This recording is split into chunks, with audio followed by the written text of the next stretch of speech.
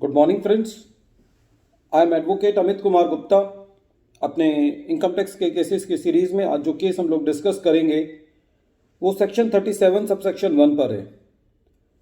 Friends, section 37 subsection 1 जितना देखने में सरल लगता है, यदि हम इसको पढ़ें तो ये सेक्शन जो है वो हमारे लिए बहुत कॉम्प्लेक्सिटी पैदा कर सकता है। ये डिसीजन कर्नाटका हाई कोर्ट ने बहुत रिसेंटली डिसाइड किया। केस का नाम है principal commissioner of income tax versus M Abdul Zahid. ये केस 19 मई 2021 को डिसाइड किया गया। फ्रेंड्स, केस के फैक्ट्स इस तरीके से हैं। एसएससी एक आयरन ओर का बिजनेस चला रहा था। आयरन ओर का बिजनेस चलाने के लिए कुछ लाइसेंसेस की और परमिशन की ज़रूरत थी, जो कि एसएससी ने ऑब्टेन नहीं की थी। During the assessment proceedings assessing officer साहब को ये लगा कि एसएससी ने जितने भी परमिशंस एक व्यापार के लिए चाहिए होती हैं वो परमिशंस जो है वो नहीं लिए, क्योंकि आयरन ओर का एक्सट्रैक्शन का बिजनेस थोड़ा सा सेंसिटिव होता है। तो इस वजह से असेसिंग ऑफिसर साहब ने ये कहा कि जितने भी परचेजेज हैं और जो एक्सपेंडिचर हैं वो अलाउ नहीं किए जाने चाहिए सेक्शन 37 सबसेक्शन 1 में, क्योंकि वो सारे खर्चे जो कि एक लॉ के मुताबिक नहीं किए जाते वो सारे खर्चे जो है वो डिसअलाउ होते हैं। फ्रेंड्स, इसके लिए हमको सेक्शन 37 सबसेक्शन 1 को समझना बहुत ज़रूरी है।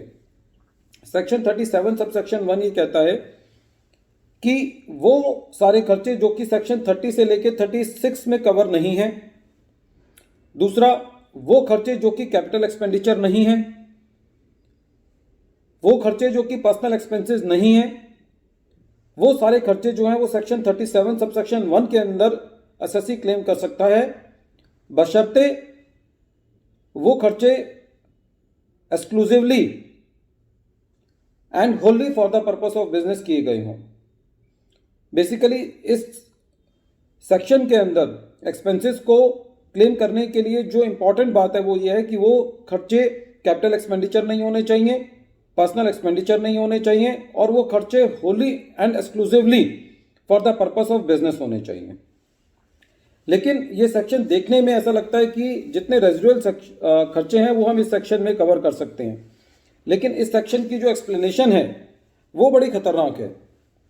वो एक्सप्लेनेशन ये कहती है कि यदि कोई एसएससी ने खर्चा किया है और एसएससी कोई ऑफेंस करता है या कोई ऐसा एक्शन करता है जो कि लॉ के अंदर प्रोहिबिटेड है, तो फिर वो खर्चा जो है वो अलाउ नहीं किया जाएगा।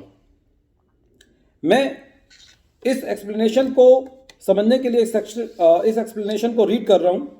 The explanation to section 37 subsection 1 provides that for the removal of doubts it is hereby declared that any expenditure incurred by an SSC for any purpose which is an offense or which is prohibited by law shall not be deemed to have been incurred for the purpose of business or profession, and no deduction or allowance shall be made in respect of such business.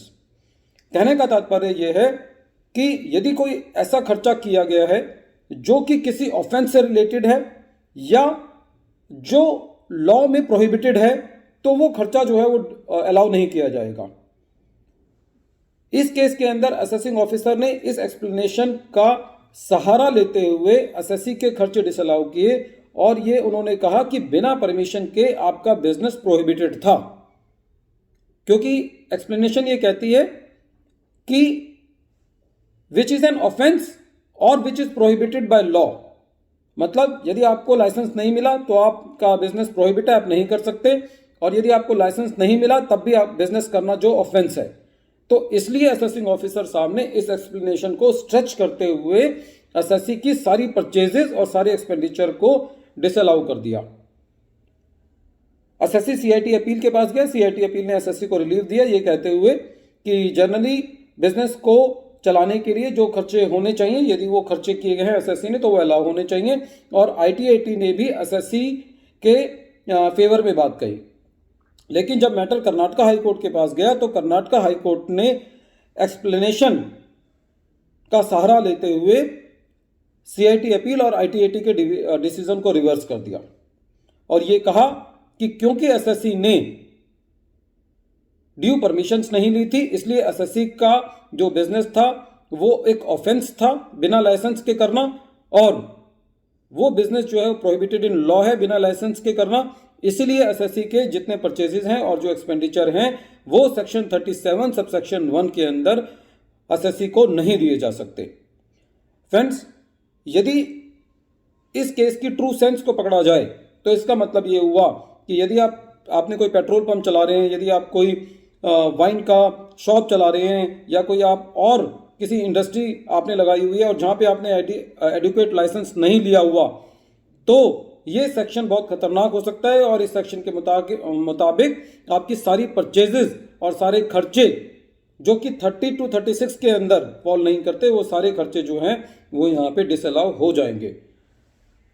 इस case में with due respect to the high court ने सही मायने में section 37 subsection 1 को apply किया है, और यदि इस केस का सारा बाकी केसेस में लिया गया तो ये केस जो है वो बहुत एसएससी के लिए डेट्रीमेंट रहेगा, क्योंकि हमारे देश में इतनी सारी परमिशंस होती हैं गवर्नमेंट की, इतनी सारी एजेंसीज की इतनी सारी परमिशन होती हैं, क्योंकि यदि कोई भी परमिशन एसएससी से नहीं ली हुई होगी या उसको लेना जरूरी होगा बिजनेस चलाने के लिए, तो इस सेक्शन का सहारा लेते हुए, इस सेक्शन के एक्सप्लेनेशन का सहारा लेते हुए और इस कर्नाटक हाई कोर्ट के डिसीजन का सहारा लेते हुए वो सारे खर्चे जो हैं वो डिसअलाउ हो जाएंगे।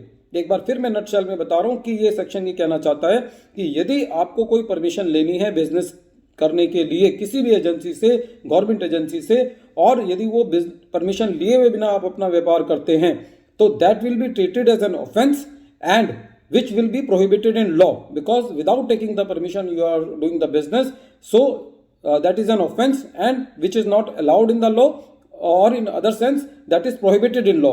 So it means that you cannot take the deduction of those expenses or the allowance of those expenses under section 37 subsection 1.